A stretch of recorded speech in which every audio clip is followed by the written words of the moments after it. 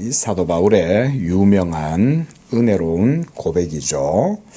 나의 나된 것은 하나님의 은혜다. 하나님이 함께 하시기 때문에 이 모든 것들이 가능했고 그런 것들을 행할 수가 있었다. 그 말인 거죠. 그래서 10절에 내게 주신 그의 은혜가 헛되지 아니하여 내가 모든 사도보다 더 많이 수고하였으나 내가 한 것이 아니었다는 거죠. 모든 사도보다 더 많이 수고했다는 거예요. 물론 초대교회 때 수고하지 아니한 사도들이 어디 있었겠습니까마는 우리가 알다시피 사도 바울은 하나님께서 이방의 복음을 전하기 위하여 택하신 하나님의 종인 거죠.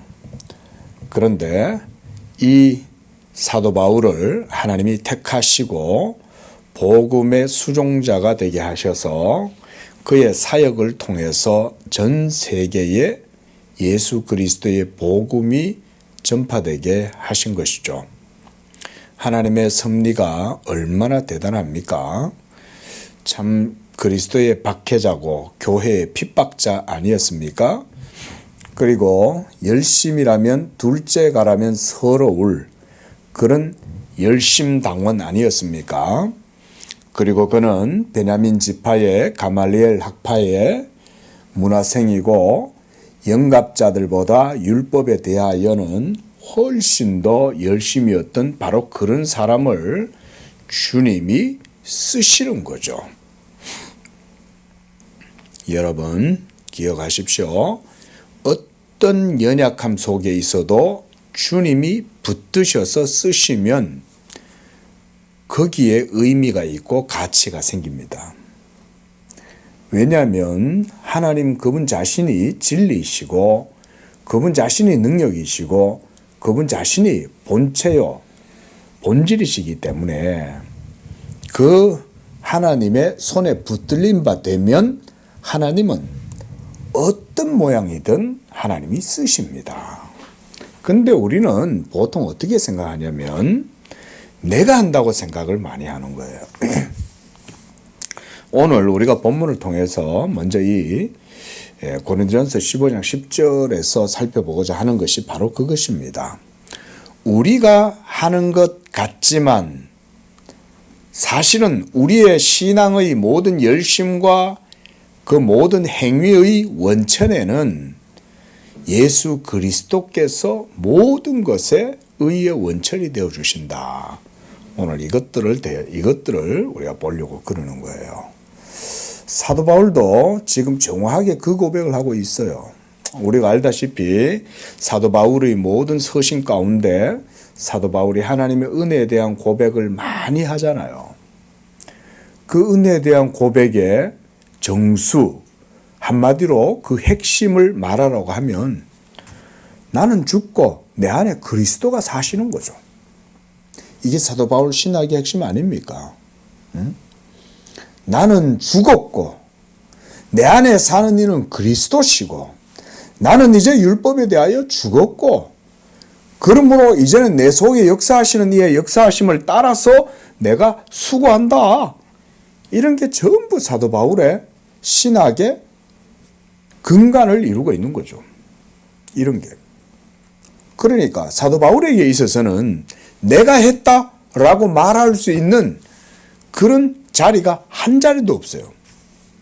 전적으로 모든 일들을 다 행하고 나서도 그의 신앙의 고백은 항상 전적으로 하나님이 하셨다.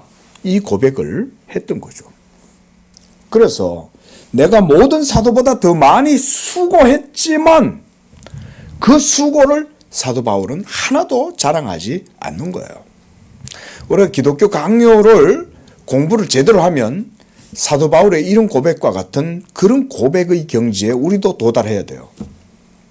이렇게 되려면 첫째 먼저 우리 자신을 끊임없이 부인을 해야 되겠죠. 그렇죠? 자기 부인하는 법, 자기를 부정하고 자기를 죽이는 이것을 이제 그리스도인이 되고 나서부터는 훈련해야 돼요. 훈련해야 돼요. 그리고 내가 죽음과 동시에 내 안에는 예수 그리스도의 새 생명이 역사하고 내 안에서 일하시는 이의 그 역사하심을 따라서 나도 성령을 힘입고 사역한다, 일한다. 이런 게 사실은 경건한 성도의 삶이죠. 그게 온전하게 드러나면 드러날수록 성화가 온전해지는 거죠. 나를 부인하고 내가 죽고 내 안에 예수께서 사시는, 그리고 내 안에서 일하시는 성령의 역사하심을 따라 내가 물 흘러가듯이, 우리가 물이 이렇게 흘러가면 그 위에 종이배를 아이들이 이렇게 탁 띄우잖아요. 그러면 종이배가 자기가 가는 게 아니잖아요. 그죠? 물 흘러가듯이 그냥 쓱 따라서 종이배도 물을 타고 흘러내려가죠. 성령의 사람, 예수 믿는 사람들은 복음의 자유함과 복음의 안식과 평안을 누리면 이와 같이 어떤 상황 속에서도 성령의 인도하심을 따라 물 흘러가듯이 그렇게 살아갈 수가 있다. 이런 게 가능하려면 하나님의 전적인 은혜를 의지하고 고백하는 그런 상태가 돼야 돼요. 사도 바울의 유명한 고백 가운데 또 하나가 뭐냐면, 나는 부한 데도 처하고 빈궁한 데도 처하여 삶의 일체의 비결을 배웠다는 거예요. 삶의 일체의 비결을 배운다는 말에 그 속에 들어있는 교의, 도구마라고 하면 뭔지 아세요? 나는 죽고 온전히 내 자신이 하나님께 의지하고 맡겼을 때, 그랬을 때 삶의 일체의 비결을 삶 속에서 누릴 수가 있는 거예요. 소위 철학이나 뭐 동양이든 서양이든 이 중용의 도에 대한 얘기들을 많이 하죠. 중용이 필요한 이유는 마음이 쉼을 얻지 못하니까 그런 거예요. 사실은. 예? 내가 온전한 사람이 돼야 되겠다. 그래서 중용을 얘기하는 게 아니에요. 중용이란 얘기는 이쪽이 치우쳐봐도 괴롭고 저쪽이 치우쳐봐도 괴롭고, 그러자니 괴로움을 벗어나려면 아타락시아 딱고 중심에 딱 서가지고 있으면 좋겠거든요. 그런 상태를 누리기를 원하는 거 아니겠어요? 근데 철학이 그게 원하긴 원해도 그렇게 할 수 없는 이유가 뭐냐? 그리스도의 의가 없기 때문에 그런 거예요. 예수 믿음이 없기 때문에 결코 중용의 도를 온전히 누릴 수가 없습니다. 그 사람은 결코 복음의 도 가운데 온전하게 거하고 살아갈 수가 없습니다. 요는 이겁니다. 하나님의 은혜를 깊이 인식하고 그걸 고백할 수 있는 사람은 성령의 자유하심을 따라서 자기를 그 흘러가는 물에 맡기고 그저 물 흘러가듯이 그 물 위에 흘러가는 종이배처럼 그렇게 나아갈 수가 있는 거예요. 자기를 부인하는 것, 그것은 오직 하나님의 은혜를 깊이 인식할 때라야만이 가능하다. 우리가 성경 본문의 말씀을 붙들고 이 기독교 강요 오늘은 13권 15장 내용을 보려고 그럽니다. 자, 기독교 강요 이 책 452쪽입니다. 자, 아무도 행위의 의로 의롭다함을 얻을 수 없다. 지금까지 우리는 본 논의에 있어 주요한 주제인 구원의 원인들, 우리 지난주까지 사원인설 이거 봤어요. 그렇죠? 예? 효과인, 도구인, 형상인, 목적인 이런 내용들 봤습니다. 자, 만약 의가 행위에 의해서 지탱된다면 그것은 필히 하나님 앞에서 전적으로 소멸되고 말 것이다 그랬어요. 이 정도는 이제 이해가 되시죠? 이거 제가 이제는 설명 안 해도 이 정도는 이해를 해야 돼요. 의가 행위에 의해서 지탱이 된다고 한다면 의 자체가 다 사라져 버리죠. 왜 그럴까요? 행위는 전혀 무가치하기 때문에 그런 거예요. 그러니까 절대로 의를 행위 위에 세워둘 수는 없어요. 의는 오직 하나님의 자비에 그리스도와의 교통에 그리고 오직 믿음에 한정되어야 한다. 이런 내용은 아주 중요하죠. 의는 하나님의 자비에 기초를 두고 있고 그리스도와의 교통을 통하여 누리는 것이고 오직 믿음으로 말미암아 그 의를 누리고 의롭다함을 얻고 그렇게 될 수 있다. 그런 내용이잖아요. 자, 이런 문제는 우리가 축을 삼고 열심히 주의를 기울여 논의해 나가야 할 주요한 문지도리와 같다 그랬어요. 핵심 교리다 이 말이죠. 문지도리란 말은 일종의 축이라는 거잖아요. 이 축을 뭘로 삼냐? 하나님의 자비와 그리스도와의 영적 교통, 연합이죠. 교통은 연합 가운데에서 커뮤니케이션이 이루어지잖아요. 그리고 믿음으로써 이 모든 하나님의 의에 대해서 그 모든 것들이 다 이루어진다. 그게 이제 축이다, 문지돌이다 이 말이죠. 이를 통하여 우리는 보통 사람들뿐만 아니라 식견 있는 학자들일지라도 한번 휘말리면 빠져나오지 못하는 환상을 제거할 기회를 얻게 된다. 한번 휘말리면 빠져나오지 못하는 환상 뭘까요? 이게 행위로 말미암아 뭔가 의롭다함을 얻을 수 있을 거라고 하는 헛된 착각인 거죠. 이게 항상 우리를 자극하죠. 지금도 여러분 속에서는 죄의 본성이 여러분의 의를 막 자극하는 거예요. 여러분 속에 있는 교만한 마음들을 자극을 하는 거예요. 죄가. 그렇게 해서 야, 네 힘으로, 네 열심으로, 너의 행위로 하나님의 의를 이룰 수 있어. 그러니까 기도 안 해도 돼. 그러니까 말씀 안 봐도 돼. 그러니까 너무 성령 의지 안 해도 돼. 그러니까 너무 믿음으로 살려고 안 해도 돼. 이렇게 되는 거죠. 자기를 의지하면 믿음으로 살겠어요? 자기를 의지하면 성령 의지하겠어요? 자기를 의지하면 기도하겠냐고요. 자기를 의지하면 하나님 말씀 사모 안 합니다. 하나님 말씀을 사모하는 영혼은 자기를 의지하지 아니하고 전적으로 하나님을 의지하는 어린아이와 같은 자들이에요. 어린 아기가 유아가 엄마의 젖을 얼마나 사모합니까? 애가 막 엄마 젖만 보면 막 크게 먹고 싶어가지고 막 매달려갖고 막 엄마 젖을 막 엄청 빨잖아요. 젖을 먹으려고. 아이가 그렇게 신령한 젖을 사모하듯 성도도 하나님의 은혜를 말씀을 그렇게 사모해야 되는 거죠. 근데 내 속에 내가 살아있으면 그거 안 합니다. 말씀 안 봅니다. 기도 안 하고요. 영적으로 사모하지 않죠. 자, 그들은 믿음에 따른 칭의가 옳은지 행위에 따른 칭의가 옳은지에 대한 질문이 주어지면 하나님 앞에서 행위에 어떠한 공로를 돌리는 것처럼 보이는 본문들을 향해 주저없이 돌진한다.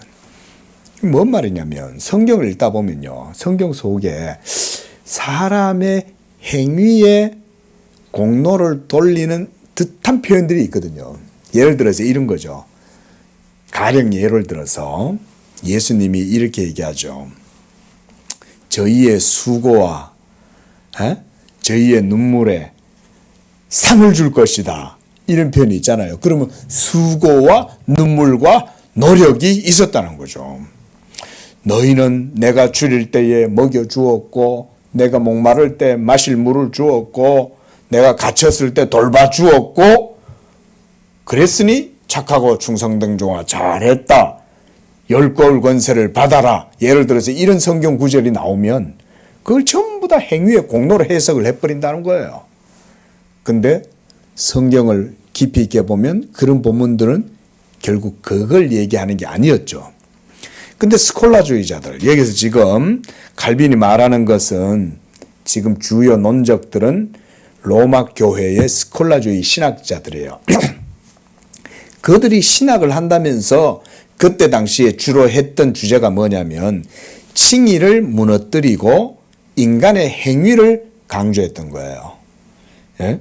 믿음으로 의롭다함을 얻는다라고 하는 이런 복음의 주요한 교리를 스콜라주의자들은 전부 다 행위의 공로로 다 바꾸는 거예요. 이거를.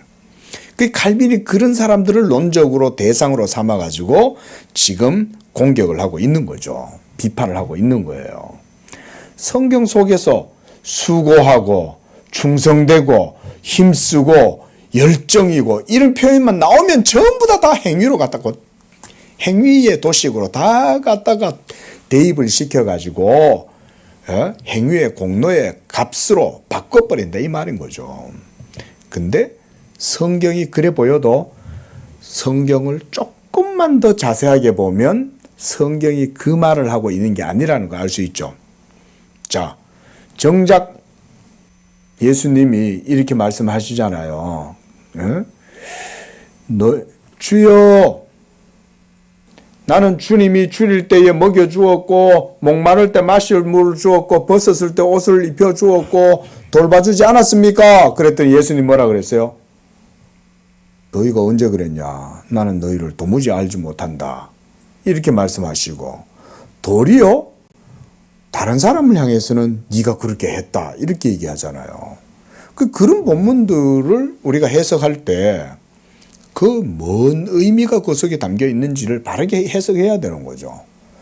하나님이, 예수님이 바로 그런 예화를 통해서 보여주는 것은 그들이 전적인 하나님의 은혜만을 의지하고 전적으로 하나님께만 돌린다. 이런 의미가 있는 거죠. 자기들이 해놓고도 모르는 거죠. 주여 우리가 언제 그랬나이까 그러잖아요. 자, 이들이 바로 이런 그래서 마치 행위가 하나님 앞에서 어떤 값을 지닌다는 것을 보여주므로 행위에 따른 칭의가 완전히 증명이라도 되는 것처럼 그렇게 한다 이 말이에요. 우리는 위에서 행위의 의는 오직 율법에 대한 완전하고 절대적인 준수에 있음, 요게 율법 행위의 중요한 조건이죠. 그렇죠? 율법을 완전히 만족시키려면 완전하게 해야 되는 거예요. 그리고 절대적인 준수가 우리는 할 수 없죠. 이거를. 그래서 재론의 여지가 없다 그랬습니다. 1월부터 귀결되듯 그 누구도 최고 정점인 완전함에 이르러 도무지 정죄할 만한 위반이라고는 작은 것 하나도 찾을 수 없게 되지 않고서야 행위로 의롭다함을 얻을 수는 없다. 그렇죠? 이제 이런 내용은 여러분도 분명히 이제 이해가 되시죠, 그죠? 그러니까 어떤 하나의 전체 계명을 다 지켰다고 해도 하나의 계명을 못 지키면 율법은 전체 계명을 다 못 지킨 걸로 정죄하고 판단하는 거예요. 우리는 그렇지 않잖아요. 그죠? 99.9%만 되면 와, 이 정도면 순도 100%라고 생각하지. 근데 하나님의 율법의 기준은 99.9%가 없어요. 완전 100%예요. 완전 100%. 왜냐하면 하나님의 말씀 그 자체의 가치는 오로지 하나님만이 인정할 수 있는 기준이니까. 예? 그러니까 우리는 99번까지 하다가 한 번 정도는 아유, 이 정도 좀 안 해도 뭐 하나님 봐주시지 않겠냐? 우리 이렇게 생각하잖아요. 율법의 완전함은 100%를 요구하는 거예요. 하나님의 의의 완전한 준수와 그 기준에 합당해야 되는 거죠. 자, 넘어가겠습니다. 2절, 성경의 외적인 공로라는 말의 위험성이다 그랬습니다. 외적인 공로라는 말의 위험성. 자, 앞서 잠깐 얘기했듯이 성경 속에서 행위의 가치와 행위를 공로로 삼는 듯한 표현이 나오는 구절들을 조심해야 된다 이 말인 거예요. 잘못 해석하면 행위에 의의가 있는 것인 양 해석해버리고 칭의를 무시할 수가 있다는 거예요. 자, 먼저 나는 공로라는 말에 대해 서론적인 언급을 해야만 한다. 이 말을 하나님의 심판에 견주어 사람들의 행위에 처음으로 적용한 사람이 누구든지 간에 그는 신실한 믿음에 최고의 해악을 끼쳤다. 참으로 나는 이에 대한 언쟁을 가급적 피하고 싶다. 그러나 기독교 저술가들이 이 말을 사용함에 있어 항시 절도를 지켰으면 좋았을 것이라는 바람이 있다. 그들은 열매는 거의 없으면서 큰 걸림이 되는 성경 외적인 용어들을 불필요하게 그저 무분별하게 사용하는 경향이 있었다. 한마디로 성경에서 행위나 인간의 의지나 종교적 열정에 대한 뭔가 조금이라도 성경에서 그거를 얘기하고 하면 그걸 전부 다 행위의 의의를 돌리는 것으로 해석하고 그렇게 적용해서 썼다 이 말인 거예요, 성경을. 그렇다면 다른 말을 사용해서 선행의 값을 아무리 거리낌 없이 그 의미에 맞게 제대로 표현할 수 있음에도 불구하고 굳이 공로라는 말을 끌어들여야 하는 이유가 무엇인지 나는 묻고 싶다. 왜 공로라는 말을 끌어들이고 싶었겠어요? 예? 왜 그랬겠어요? 뭐 때문일까요? 믿음의 의보다는 행위의 의를 더 드러내고 싶은 마음이 늘 마음속에서 자극하기 때문에 그런 거예요. 행위를 강조하고 싶은 거예요. 그러니까 공로라는 단어를 끌어들여 가지고 쓰는 거죠. 이 말이 걸려 넘어지게 하는 잘못을 얼마나 많이 포함하고 있는지는 그것이 세상에 끼친 큰 폐해를 보면 분명해진다. 확실히 이것은 가장 오만불선한 말이다. 그것은 하나님의 은혜를 모호하게 하고 사람들을 사악한 교만에 젖어들게 할 뿐이다. 그게 공로라고 하는 말인 거예요. 메리트, 공로. 나는 교회의 고대 저술가들이 도처에서 이 말을 사용했다는 것을 인정한다. 그들이 이 짧은 단어 하나를 악용하지만 않았더라면 공로라는 단어 이거를 악용하지 않았다면 이 말이죠. 후세에 큰 오류거리를 남기지 않았을 것인데 그렇게들 하지 못했다. 이게요 뭐냐면요, 고대에 지금 갈빈이 고대 교부들 얘기하잖아요. 이 고대 교부들의 신학이 보면 그때 당시에는 어때요? 아주 뛰어난 그런 이제 학식이 있는 지혜로운 그런 선생들이었잖아요. 교부들이 당시에는. 그렇죠? 근데 시대에 신학적 한계가 있었겠어요? 없었겠어요? 신학적 한계와 연약함이 있었던 거예요. 그러니까 표현이 정확성이 떨어져요. 정확성이. 어거스틴만 해도 아주 탁월하고 뛰어남에도 불구하고 오해를 남길 만한 여지 그런 단어들이나 표현들이 적지 않게 있어요. 그러니까 맥락을 보지 않으면 정확성이 없기 때문에, 정확성이 떨어지기 때문에 그들의 교부들의 문헌의 맥락을 정확하게 읽어내지 못하면 교리적으로 오용을 할 수가 있어요. 어거스틴은 그렇게 말을 하지 않았는데 로마 교회 스콜라주의자들은 어거스틴의 그 문헌을 도리어 자기들한테 이렇게 딱 그냥 아전인수격으로 그냥 써버리는 거예요. 그런 일들이 있을 수 있겠죠. 그렇죠? 예? 오늘날 칼바르트라는 신학자가 20세기에 이제 칼바르트 신학자가 있었죠. 그런데 이 칼바르트라는 사람도요, 책을 읽어보면은 어거스틴이든 크리소스톰이든 칼빈이든 뭐 고대 아주 유명한 신학자들, 개혁주의 신학자들 이런 사람들도 막 인용합니다. 근데 적용하는 거 보면은 전혀 이 저자들의 사용하는 맥락하고 논법하고 다른 입장에서 그냥 그걸 갖다 막 써버리는 거예요. 자기 입장에 그냥 적용시켜가지고. 그러면 안 되죠. 그렇죠? 그런 일들이 말이할 수 있는 거죠. 지금 칼빈이 이런 얘기하는 거예요. 고대 교부들 속에 있는 그런 연약함들이 있어요. 정확성이 떨어지는 거예요. 그러다 보니까 그런 잘못된 표현들이나 정립되지 못한 개념들이 있을 거 아니에요. 그죠? 예?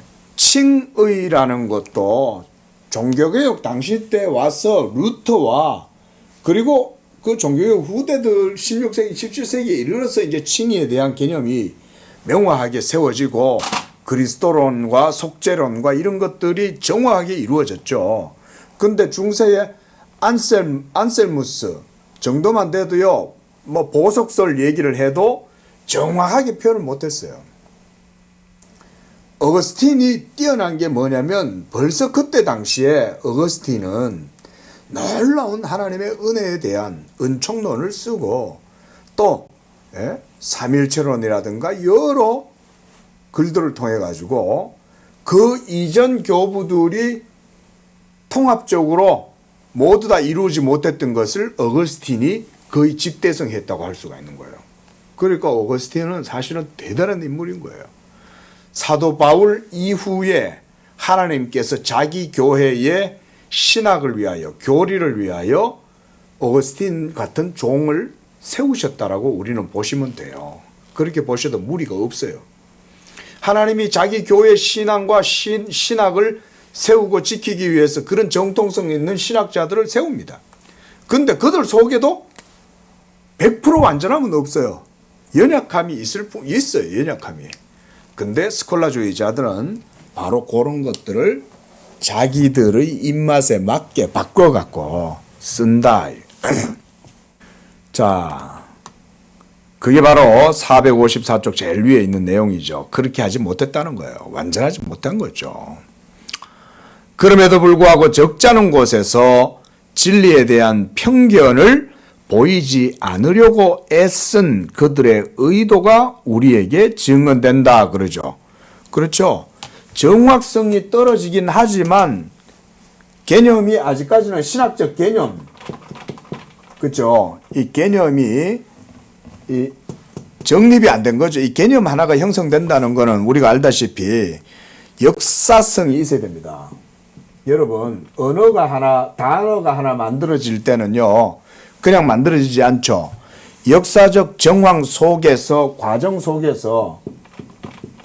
과정을 통해서 언어, 단어, 개념, 이런 게 형성되죠. 저는 이렇게 이해를 해요. 그러니까 고대 교부들에게서 아주 뛰어남이 있을지라도 신학적 모호함과 정확성에 있어서 은밀성이 떨어지는 경우들이 있어요. 그 이유는 뭐 때문이냐면 그들이 뭔가 다른 것 때문이 아니라 이런 역사적인 이런 상황들 속에서 이런 한계들이 있는 거예요. 그러니까 이런 정확성들이 이제 떨어진 게 된 거죠. 자, 그래서 그 세 번째 줄에서는 이제 칼빈도 어거스틴의 예를 드네요. 그렇죠? 봅시다. 아담을 통하여 파멸에 이른 인간의 공로는 여기서 침묵을 지키게 하자. 예수 그리스도를 통한 하나님의 은혜가 다스리게끔 하자. 또한 성도들을 아무것도 자기들의 공로로 돌리지 않고 모든 것을 당신께만 돌릴 것입니다. 오 하나님, 또한 사람은 자기가 지니고 있는 모든 선을 자기 자신이 아니라 자기의 하나님으로부터 지니게 된다는 사실을 깨닫게 될 때 자기 안에서 칭찬을 받는 모든 것이 자기 자신의 공로가 아니라 하나님의 자비로 말미암아 존재한다는 사실을 깨닫게 된다. 자, 어거스틴이 이런 표현들 속에서 지금 인간의 행위의 공로를 계속해서 부정하고 있는 거죠. 그렇죠? 그래서 그 밑에 문단, 당신은 여기서 어거스틴이 사람에게 선을 행할 능력이 박탈되었을 뿐 아니라 공로의 가치가 소멸되었다는 것을 말하고 있음을 볼 것이다. 나아가 크리소스토무스도 다음과 같이 말한다. 우리의 행위가 우리를 향한 하나님의 값없는 부르심에 뒤따르는 무엇이라면 그것은 갚음이며 빚이다. 그러나 하나님의 선물은 은혜이자 은총이며 후한 베푸심이다. 칼빈이 뛰어난 게요. 이제 이 고대의 교부들의 문헌을 다 꿰고 있다는 거예요. 이 칼빈이 참 보면 여러 가지 면에서 뛰어나거든요. 그 중에 하나가 이제 아무래도 중세 인물이니까 중세의 신학자들은 기본적으로 라틴어는 다 합니다. 중세는 라틴어도 쓰고 그랬으니까.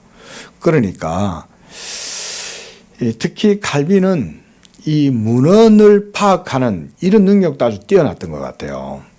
그러니까 어거스틴이나 고대의 교부였던 크리소스톰 이런 사람들의 글까지도 싹 다 텍스트 속에서 읽어내는 거죠. 그러니까 어떻습니까? 어거스틴이든 크리소스톰이든 아주 유력한 이런 교부들도 벌써 인간의 공로가 행위의 의가 인정될 것들은 하나도 없다는 걸 강조하고 있는 거죠. 자, 이 용어 자체는 그만 다루고 문제 자체를 더 면밀히 식별하자. 이전에 나는 베르두나스, 버나드라고도 부릅니다. 우리가 우리 교회도 이번 성 버나드 책이 있어요. 한번 읽어보세요. 나중에. 자, 베르나르두스의 말을 인용했다. 공로에 대해 과신하지 않는 것이 충분한 공로가 되듯 공로가 없는 것이 심판을 위하여 충분하다. 얼마 전에도 버나드 이 인용문을 한번 본 적이 있어요. 예? 공로를 과신하지 않는 게 공로다 이 말인 거예요. 그러나 그는 즉시 자기의 해석을 첨가해서 다음과 같이 말함으로 딱딱한 어투를 충분히 부드럽게 만들었다.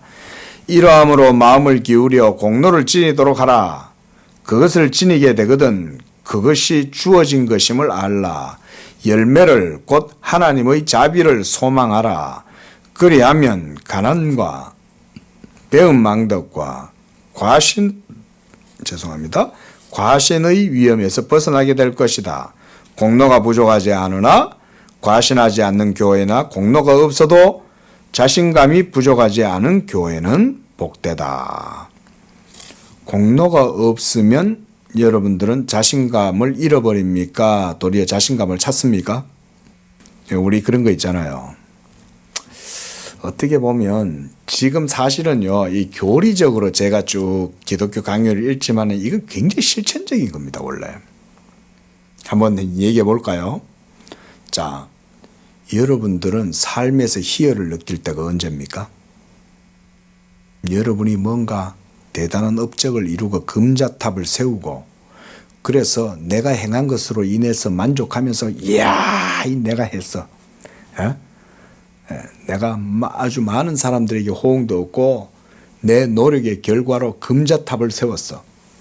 그렇게 했을 때 여러분들이 그걸 통해서 희열을 느끼는 것과 자기 자신을 철저하게 부인하고 그래서 나는 없고 구속한 주만 보이도다 라고 하면서 철저히 하나님의 은혜만을 내세우고 그리스도만을 자랑할 때 어디에서 여러분들이 더 큰 복음의 자부심이나 담대함을 얻습니까? 여러분들은 어느 쪽이에요? 그렇죠? 얼마나 실천적인 내용이에요.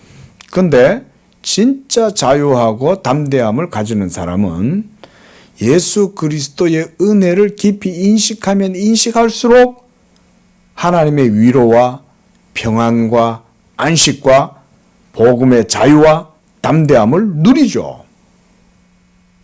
그런 사람이 사실은 삶에 훨씬 더 많은 탁월함이 드러나겠죠. 조금 논외이긴 해도 현대인들이 이렇게 잘 먹고 잘 사는데도 자살률이 우리나라가 1위라고 그러잖아요.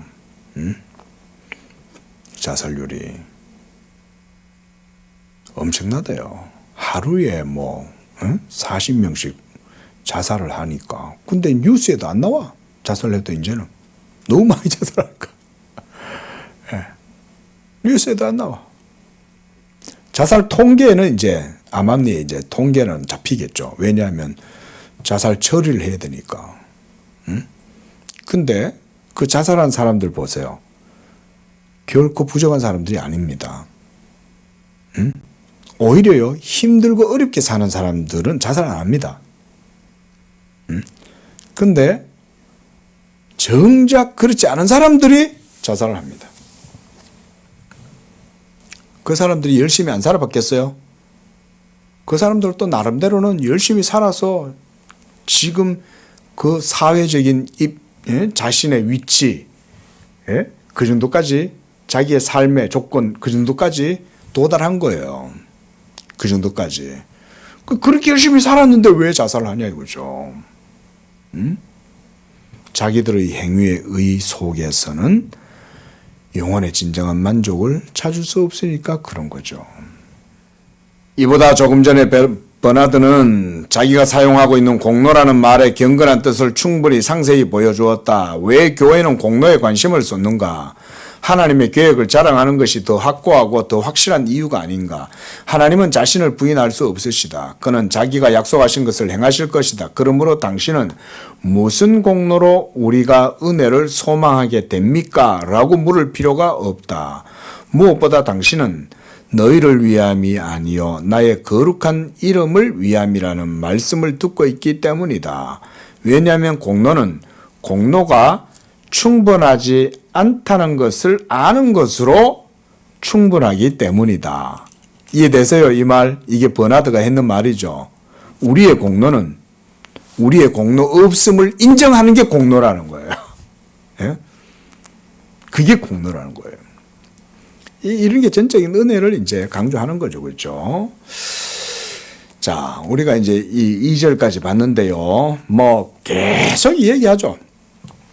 어떻게 보면 기독교 강요 3권은 이런 이신칭의에 대한 문제를 아주 깊이 있게 다루잖아요. 믿음에 대해서. 예? 우리가 여기서 배워야 될 게 뭘까요? 결국은 내가 죽고 그리스도가 살아나고 나는 부인하고 내 안에서 그리스도가 사시고 그걸 통해서 내 속에서 생명의 역사가 나타나고 성령의 역사가 내 삶 가운데에 물 흘러가듯이 자연스럽게 이루어지는 것, 이런 걸 통해서 우리가 하나님께 영광을 돌리는 거예요. 이런 걸 통해서 우리가 뭐 하나님께 영광을 돌린다라고 할 때 그게 뭐 특별히 뭐 다른 게 아니죠. 왜냐하면 행위의 공로로는 하나님 앞에 의롭다함을 하는 게 아니기 때문에. 그러면 그 반대로 하나님께 영광을 돌리려면 하나님의 말씀을 바르게 믿고 고백하는 게 하나님께 영광 돌리는 거죠. 기독교 신앙은요, 사실은 알고 보면 단순하고 명약관화한 거예요. 간단해요. 간단하면서도 확실해요. 이게 기독교 진리의 특징입니다.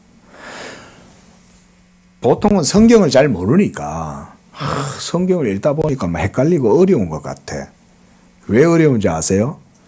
우리의 믿음이 연약해서 어려운 거예요. 근데 믿음이 어느 정도 쭉 단계에 도달하면 그때부터는 신앙이, 하나님 말씀이 우리에게 복잡하게 안 들려요. 간단해요. 그리고 간단하고 확실해요. 또 확실하지만 권위가 떨어지지 않아요.